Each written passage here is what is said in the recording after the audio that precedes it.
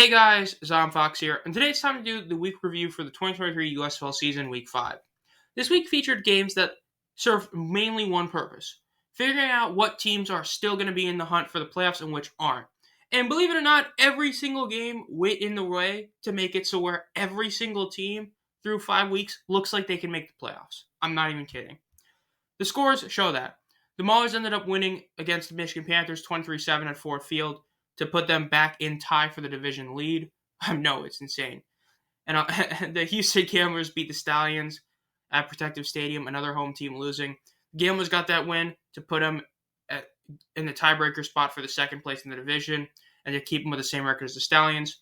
The Stars beat the Generals 24-21 to make it to where every single team in the North is 2-3. And the Showboats had a huge upset over the undefeated Breakers to make it to where every single team is within striking distance over the Breakers, thanks to the Showboats having the tiebreaker on them now, and everything going on. As for the scores of each game and everything, the Maulers-Panthers game, very easy to see what happened. One team had a good quarterback play, one team had two bad quarterback plays. One team could run the ball, one couldn't. One turned the ball over far more than the other team did. T. Will had another great game passing. The weird semi-two quarterback system, but not really system the Panthers had completely backfired on them again. And this time they weren't able to be bailed out somewhat by Reggie Corbin or Stevie Scott, as their rushing attack was horrific this game. Ended up being a very easy win for the Maulers. The Maulers won this game and are now looking like they're in striking distance to make the playoffs because they finally have a quarterback. Sucks for the Panthers, it really does, but it is what it is. The next is the Stallions versus the Gamblers. This game ended up being one where it was a very weird one. Essentially, the Stallions looked like they were going to win the game. And then when the Gamblers scored a touchdown, the Stallions went down the field, and Aubrey did something we didn't think was possible this year, and he missed a field goal, which allowed the Gamblers to go get another drive for a touchdown. And then when the Stallions got the ball back, they ended up getting stuck in a fourth down. They went for it, and they got it, but a penalty hit them. That penalty was huge as they were unsuccessful in their next attempt. Gamblers scored a touchdown. Game was over. It's a shame for the Stallions and their fans. And I know there's some people very questionable about the refs because it was like 10-0 in penalties. But the fact is, the Stallions could have won that game. The Gamblers had their backup quarterback, who was already their starter, get hurt during mid part of the game. The Stallions did not capitalize. They lost the game.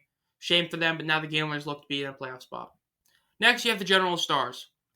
The Generals, Kyle Ouellette had a great game. 0-for-12 is an error from USFL site. The fact is, the Generals easily beat the Stars in every single category, except turnovers. Look, the fact that some people are saying the Generals are a bottom 4 team now because of this is insane. The fact is the Generals were the better team. There's not even an argument for it. The Generals played better. They were better. They did better. If it wasn't for the 3 fumbles, mainly the 3 fumbles by Darius Victor, they win this game by 20, dare I say even 30. The fact is the Stars had the greatest kicking performance ever by Luis Aguilar. It's just insane. I did a video recently on it. The fact is that the Stars were the worst team, but they got the win basically by luck. And because of that, it's huge for them. They're in the division hunt, but like I said, it's not really the biggest deal.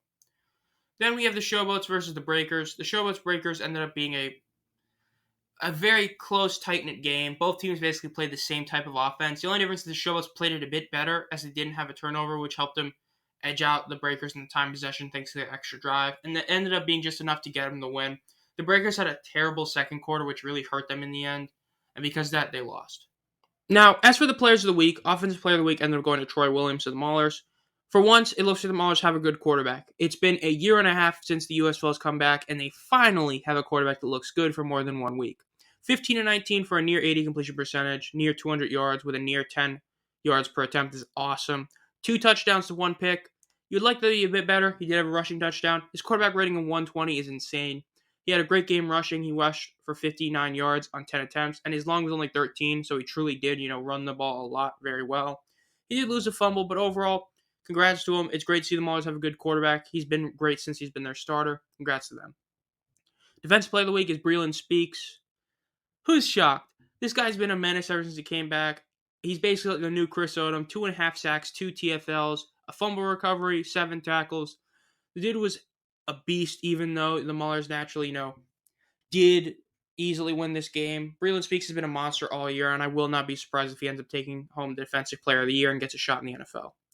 And then Luis Aguilar. Who's shocked? Special Teams Player of the Week. Go watch the video I made on him. Top right if you want us to go see it. 8 free field goals, 3 50-yarders, a walk-off game-winning field goal, punted the ball 3 times for 40-yard average. Was so sore after how many times he kicked the ball, they actually had to get another kicker.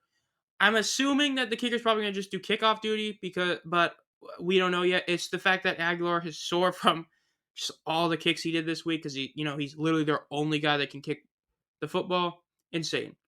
So now in terms of attendance, we get to the Michigan Panthers attendance.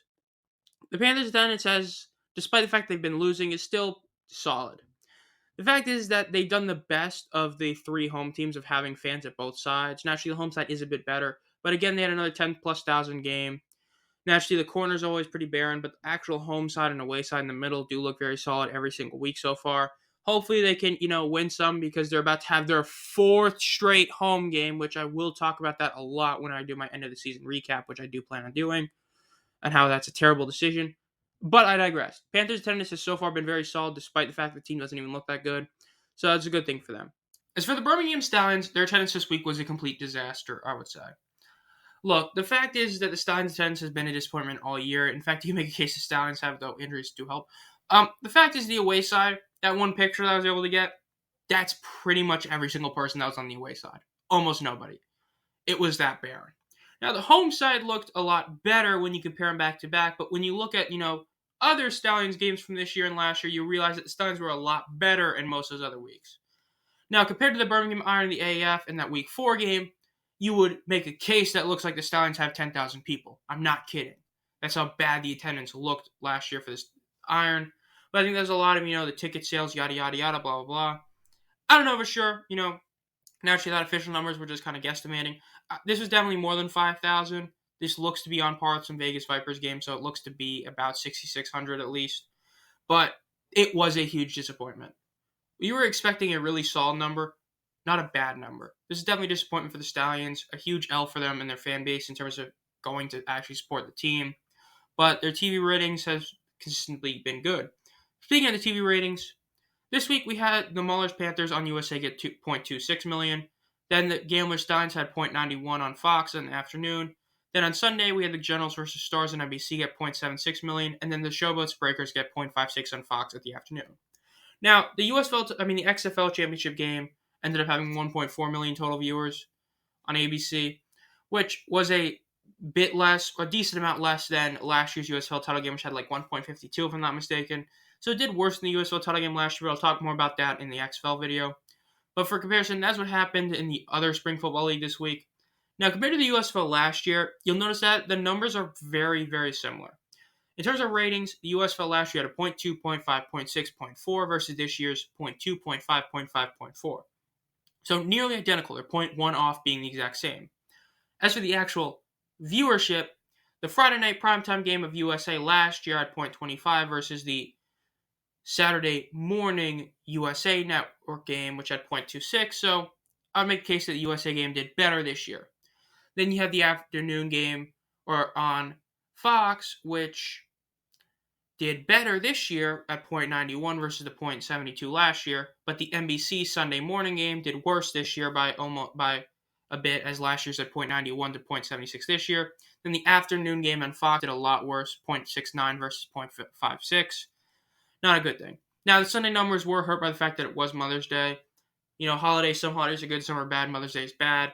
And the fact that there was NHL competition. But that's where I go to the point where I think the USFL needs to try and get some more primetime games. I'll talk about this a lot when I do my end of the season review and what they should do next year. I think that not having a set game at primetime is really hurting them. I think that's a lot of ratings that they could be missing out on. The fact is the XFL title game, though, getting 1.4 million, which is less than the USFL title game last year, is a good sign for them. But we'll see. Overall, this has been Zomfox. If you enjoy this content, make sure to subscribe and hit the bell. We do at least 3 videos a week during the season. And this week was a bit different. We're actually having 6 videos this week. This is the 3rd, and we have 3 more coming out. So as always, have a great night.